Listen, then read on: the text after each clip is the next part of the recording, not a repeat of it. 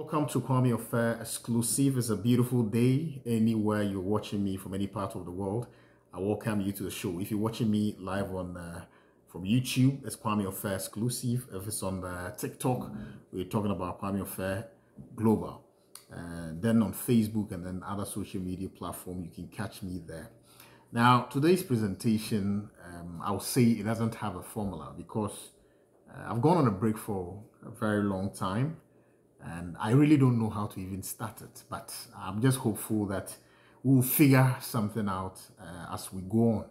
Or there's going to be something that if you really show interest in, then I'll focus much energy on that. So in the meantime, I'm just trying to bring everything together, see how best I can do what I know best, and then see where the interest of the consumers will also take what I'm doing too. So in the meantime, let's take it as a freestyle.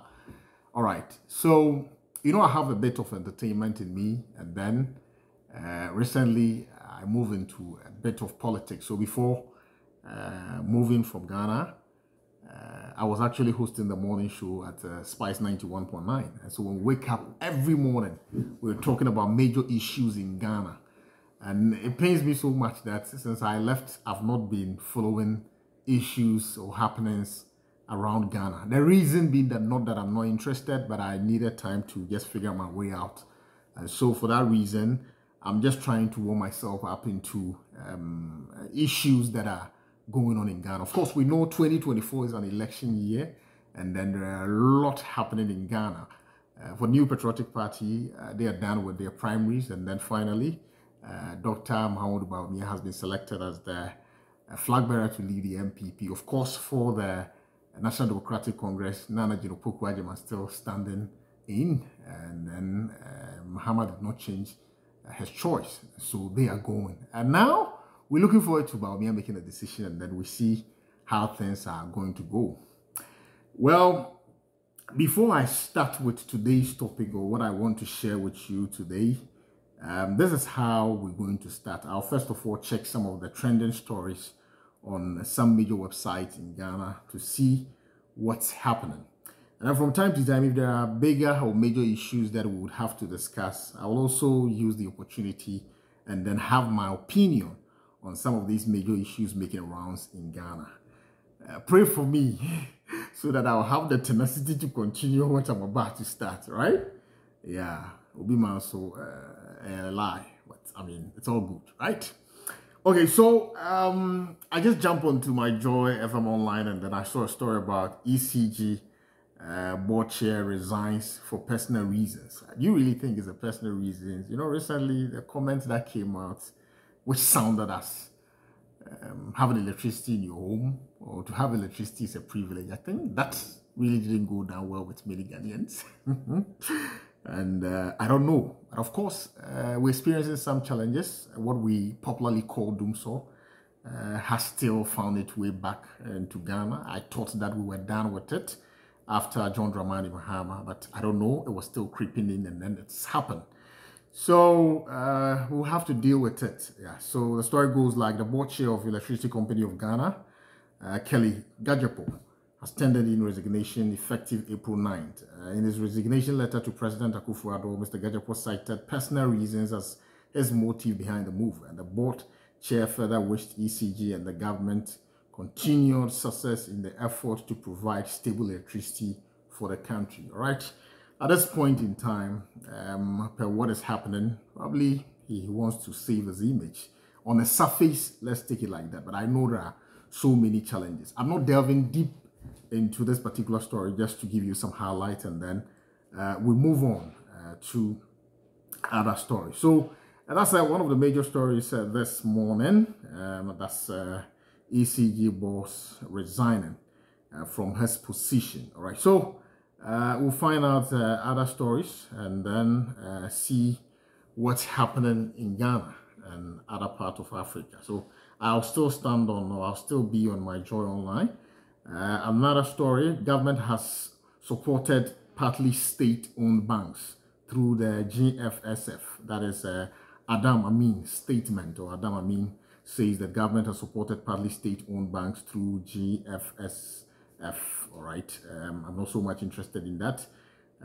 Tax amnesty in Ghana, a leap towards economic revival. I'm sure that will be someone's opinion.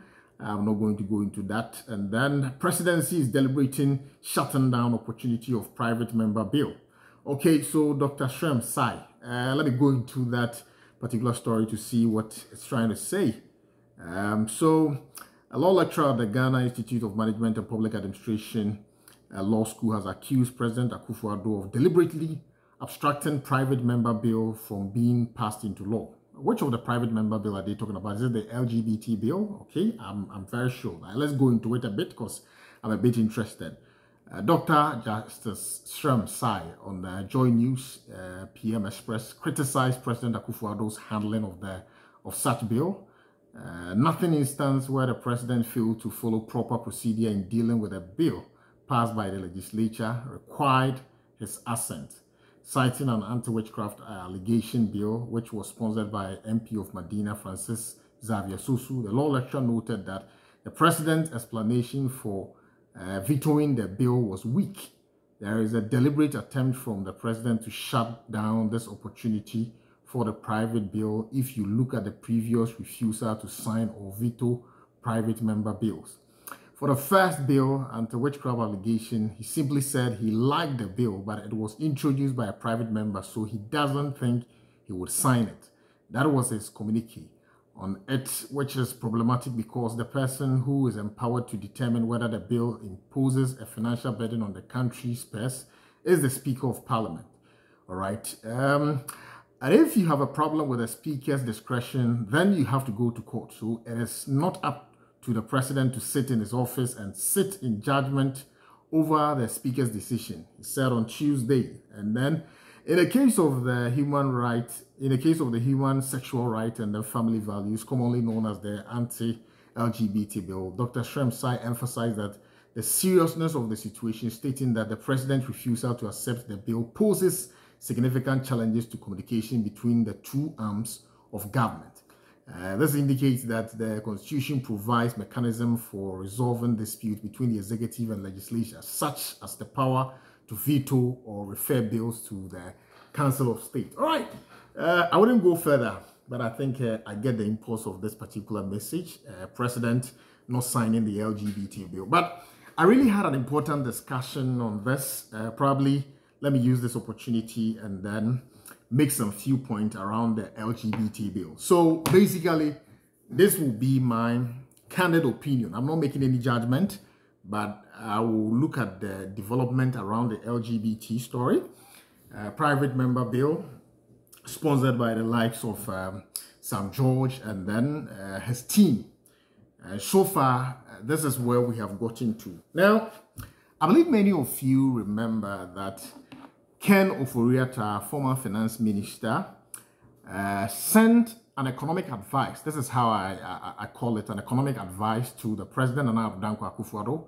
And the economic advice was cautioning Nana Addo Dankwa Akufo-Addo not to sign the bill, or let me put it in the right context. The economic advice that was sent by Ken Ofori-Atta to Nana Addo Dankwa Akufo-Addo was cautioning Nana Addo Dankwa Akufo-Addo, President of Ghana, about the LGBTQI bill. Now, I'm not going to read the letter here. You can find it on the internet and then go through some of the arguments Ken Ofori-Atta, who happens to be a former finance minister, argued. According to Ken Ofori-Atta, he was of the view that the 2024 budget expectation in terms of the revenue, there are a lot of revenue that are coming from international partners or international donors. And then, you know, these international donors believe in human right. And in their definition of human right, the LGBTQI and then all the binaries are very important. They are welcome. They are much respected. And then if you really want to deal with the international community, you would have to equally value these rights or these values. You can't come for money from any international donor and then decide not to appreciate their values.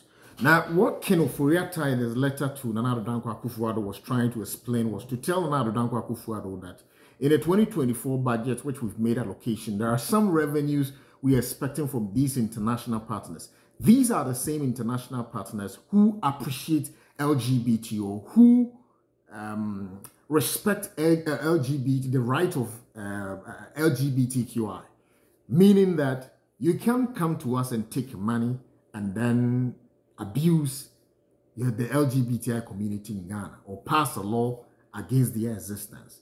So if Ghana is expecting some of these revenue to complement our 2024 budget, and then you're going to pass such a bill, it means that we're going to have a challenge with regards to our targeted revenue from these international communities. So when such a letter is presented to Nana Addo Dankwa Akufo-Addo, you know we are in a very challenging times. We've gone through COVID and then post-COVID. We're still trying to find our way out towards a proper economic recovery, which we haven't recovered the way it used to be. And then there are still challenges. I mean, election is looming. There are expected budgets for the Electoral Commission and the likes. There are going to be some spending from the political parties. And so revenue at around this time is very key. They are finding ways and means to really make money. And so with coming into force, the LGBT bill, if that is going to make it impossible for these revenues to be secured, then President might be in a state of dilemma as to whether the will of the people, as you sign, this is what Ghanaians want. Parliament has pushed for this. At least majority in Parliament are saying that we don't want it. And then this bill is now in front of me as a president to sign. I am signing in as much as I want to sign. At the back of my mind, the economic minister or the finance minister has advised me that we might lose some revenue. So president now finds himself in a state of dilemma. What will president do? Well, you listen to the voice of the people, or you look at your current circumstances with regards to the economic challenge, revenue expected for 2024, and then delay it a bit through certain tactics. I'm not saying that president is trying to delay it, but I mean, this is more or less like a cognitive analysis. We're trying to use our mind one way or the other. If you were a president in such a position, what would you personally do? So that's the position President of Ghana finds himself in. And then I wouldn't say they're playing around it, but I learned the case is currently at court and then all that. Well, I don't know. Maybe by the time we realize 2024 is over, election is over, and then Nana Addo Dankwa Akufo-Addo will be out, and then the next president would have to take that decision. Who knows? So basically, that's what's happening. But the lesson in this whole LGBT, let me. Today, I posted something on Facebook. A friend of mine in Takrade, he belongs to the New Patriotic Party, Malik. I always have debate with Malik. And then I made a statement that the social contract between Ghanaians and politicians seems not to come with any negative sanction. Therefore, people go around promising without any fear. So I say politicians do promise, make big promises. When they're unable to fulfill, it doesn't necessarily come with punishments that are punitive, that can personally affect their income or any asset or wealth they've accumulated.